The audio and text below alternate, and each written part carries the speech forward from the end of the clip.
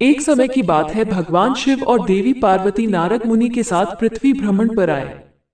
उस दिन संयोग से चैत्र मास की शुक्ल पक्ष की तृतीया तिथि थी। इस तिथि को गौरी तृतीया के नाम से भी जाना जाता है। जब ग्राम वासियों को पता लगा कि भगवान शिव देवी पार्वती के साथ गांव में पधारे हैं, तो गांव की निर्धन महिलाओं के पास जो जल, फूल और फल उपलब्ध था, लेकर भगवान शिव और देवी पार्वती की सेवा में पहुंचे। देवी पार्वती और भगवान शंकर उन निर्धन महिलाओं की सेवा और भक्ति भाव से आनंदित हुए। देवी पार्वती ने उस समय अपने हाथों में जल लेकर उन निर्धन महिलाओं पर सुहाग रस छिड़क दिया। देवी पार्वती ने उन निर्धन महिलाओं से कहा कि तुम सभी का सुहाग अटल रहेगा। उन निर्धन महिलाओं के जाने के बाद उस गांव की धनी महिलाओं की टोली हाथों में विभिन्न प्रकार के पकवान सजाकर शिव पार्वती की सेवा में आई। देवी पार्वती की ओर देखकर भगवान शिव ने कहा कि तुमने तो सारा सुहाग रस निर्धन महिलाओं में बांट दिया है, अब इन्हें क्या दोगी? देवी पार्वती ने तब भगवान शंकर की ओर देखकर कहा कि उन निर्धन महिलाओं को मैंने ऊपरी सुहाग रस दिया है। इन धनी महिलाओं को मैं अपने समान सौभाग्य का आशीर्वाद दूंगी।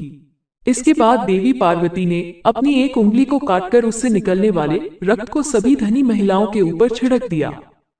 जिसके ऊपर जैसा रक्त गिरता गया, उसे उतना सुहाग मिलता गया। इस तरह देवी पार्वती ने चैत्र शुक्ल तृतीया तिथि को निर्धन और धनी महिलाओं को सुहाग बांटा था। इसके बाद देवी पार्वती भगवान शिव से आज्ञा लेकर नदी पर स्नान करने गई। स्नान के बाद देवी पार्वती ने बालू के ढेर से एक शिवलिंग तैयार किया और उसकी पूजा की। पूजा के बाद देवी पार्वती ने शिवलिंग की प्रदक्षिणा की।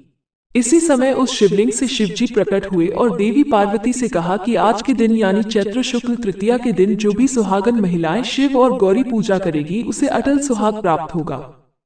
इधर शिवजी की पूजा करते हुए देवी पार्वती को काफी समय हो गया, तो वो लौटकर वहां आए जहां पर शिवजी विराजमान थे। देवी पार्वती से भगवान भोलेनाथ ने पूछा कि काफी समय लग गया आने में। देवी पार्वती ने इस पर यह कह दिया कि उन्हें नदी के तट पर भाई और भावज मिल गए थे। उन्होंने दूध भात खिलाया।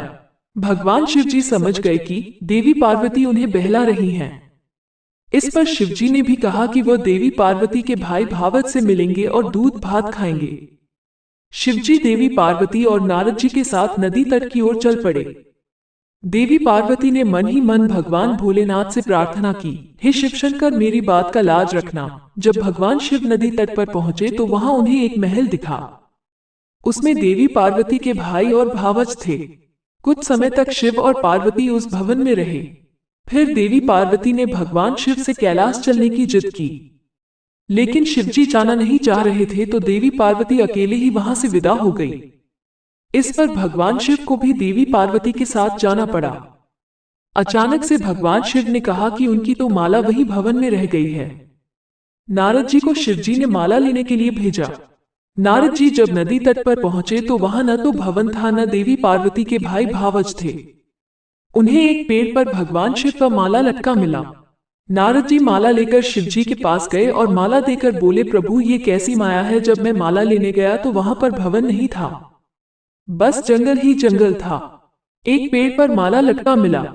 इस पर शिव पार्वती मुस्कुराए और बोले कि यह सब तो देवी पार्वती की माया थी। इस पर देवी पार्वती ने कहा कि यह मेरी नहीं, भोलेनाथ की माया थी। नारद जी ने कहा कि आप दोनों की माया आप दोनों ही जाने।